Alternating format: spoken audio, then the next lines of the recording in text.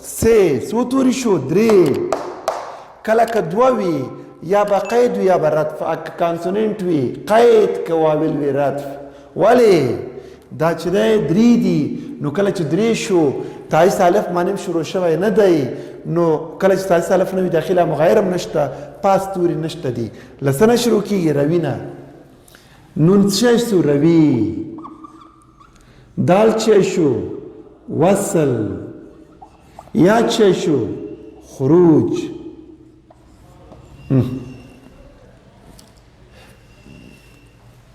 یا دیگه مثال ما فراق د جبیبانو جړوي زړه پر ما د رقیبانو سړوي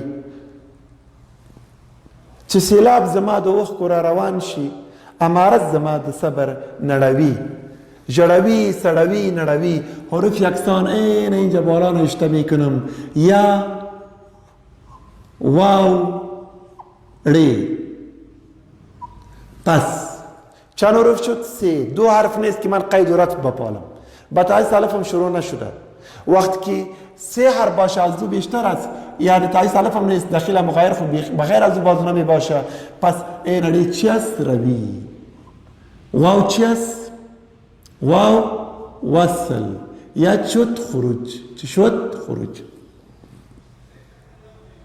یا بعدی ای به ترتیب باز می وصل خروج مزید نایر ستا په تور می مال تعالی مانی نړیږي راشه ګوره که په دا د زړه سړیږي ستا غمونو لره هر کله ژوندون وي په دا لږ عمر مې زړه کله مړیږي اینه کلمات قافیه نړیږي سړیږي مړیږي حروف یکسان را جدا می کنم یا گی یا ری چند حروف هست چار بتایس الف شروع نشده قید و رتف بخاطر این نیست که دو حرف نیست اگر دو حرف باشه یا قید است یا رتف اگر کانسوننت باشه قید اگر واول بود رتف یکی از دو بیشتر است پس از تایس الف هم نداره از چی شروع میشه از روی اینه رید شد روی یا شد وصل اینه گید شد خروج یا چی است مزید چی است مزید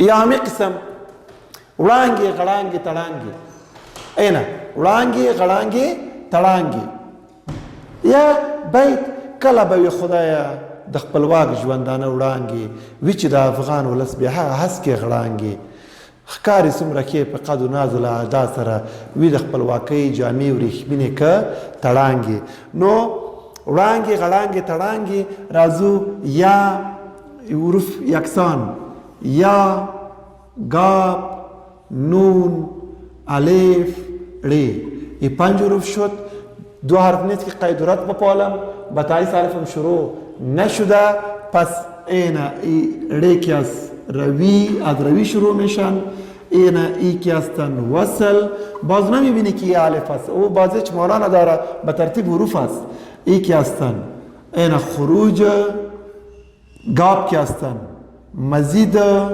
یا که هستن نایر با ترتیب باز می آید حالی می آییم با حرکت های قافیه من 6 حرکت قافیه دارم 4ش 2ش نمی خوانیم یعنی از روی که بالا این حرکت ها شما می خوانیم 4 حرکتش می خوانیم رس حضو اشباع و توجیه شما اینه تایس الف را شناختیم از تاسیس الف رقم میگم از تاسیس الف که پیش کدام حروف که می آید حرکتش بنامی رس یاد میشه رس و از تاسیس الف که بعد حروف می آید این حرکت داخل مغایر این بنامی اشباع یاد میشه اشباع این سعی کنید بچه ها پیش از تاسیس الف کدام حروف است اینجا غین اینجا نون و اینجا ری حرکتی حروف نی حرکتی غین نون ری را رس میگم پس از تاسیس الف لام سینتی حرکت لام سینتی را اشباع میگم این دو حرکت شد حضو کدام حرکت را میگم خوب متوجه شوید حضو اینا پیش از قید و رتف اینا پیش از تاسیس الف اینا پیش از ای را رس میگم پس از تاسیس الف ای را اشباع میگم پیش از قید و رتف هر حرف که میای حرکتش برامی حضو یاد میشه حضو اینا سعی کنید بچه ها خوب متوجه شوید اینجا اینا پیش از نون کدام حرف است؟ ری جیم لام. حرکتی ری جیم لام را هزو گفته میشه. هزو. اینا قید اگر باشه اینا پیش از اینا شین یا ای طرف گاف ای طرف بی، پس حرکت شین گاف بی را چی گفته میشه؟ هزو گفته میشه. هزو. اینا انتقام رام حرکتی قاب حرکتی ری اینا چی گفته میشه؟ هزو گفته میشه.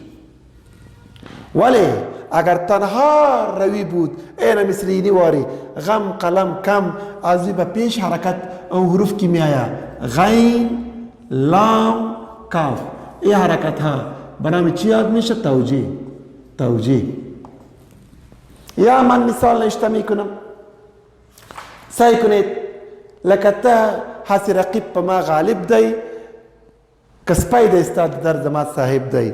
ببینید غالب صاحب اینا بی لام صاد الف الف اینا الف شروع شده پس از داخل مغایر آمده پس از بی پیش ازی حرفی غین و دوم حرف چی آمده؟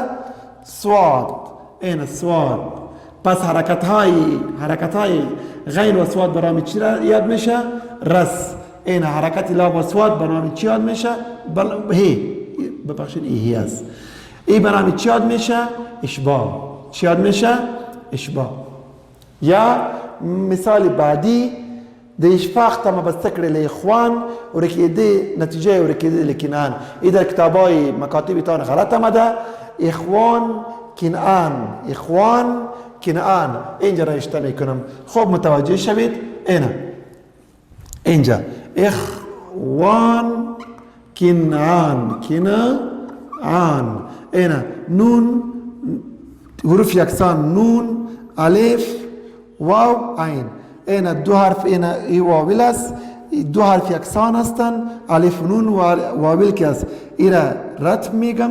پیش از رتف قید که هر چیز باشه رتف ایدال است. رتف پیش از او که هر حرف باشه واو و عین. حرکت های واو و عین بنامی چی یاد میشه؟ هزو یاد میشه. یا همین قسم دو مثال دیگه مانده که یکیش اسم نکره په دا عمر کې حاصل حاصل پات شو مردود او ناقابل. اینا حاصل نا قابل. اینا لام صاد بی الف تایس الف است پس از داخل مغایر آمده به این خاطر تایس الف میگم. پس از لام آمده. پیش از الف این حرکت های حروفی چی آمده؟ هی قاب. حروفی هی و قاب را چی گفته میشه؟ ایره رس میگم. و لام و بی و صوت را ایره چی میگم؟ ایره اشباع میگم. اشباع. یا آخرین مثالش حس منکر په دا عمر کې حاصل حاصل پاتش مردود زوانی زماش و دود لغریبه لدلبر سرزی دیوه ده هوش می پسلگوش و لسهر سرزی. دلبر سهر اینا اینجا نشته میکنم. دلبر سهر سعی کنید ری تنها یک حرف یکسان است از او به پیش یک بی هستن دیگه هی است. حرکت های بی و هی را چی گفته میشه؟ توجیه. و دو نوع قافیه من داریم. یک قافیه حکمی است دیگه قافیه که است او حتمی است. این چیزی که قافیه اینجا من نوشته کردم اینا کلی حتمی است. اینا کلش حتمی است. یعنی در قالب های شیری عربی و فارسی که چیزی قافیه میه این قافیه حتمی. ولی قافیه حکمی کدام قافیه است؟ تنها در قالب شیری پشتو لنده که یا ما میه که پسنگر که شهید نشوی خدای گلاله یا بیننگی تا دی ساته ما اینا ما ای قافیه حکمی است. پرون میتره در نخفه شو تا چه زما ورور تکنزل وکړي مئی نه یا نه میه نه اینمی نه و ما ای قافیه حکمی دیگر کل قافیه حتمی هستند. خدا کنه که این مشکلات رفع شده باشه. تا راتلون که جلسه مو پر لایزال خدا اسپار.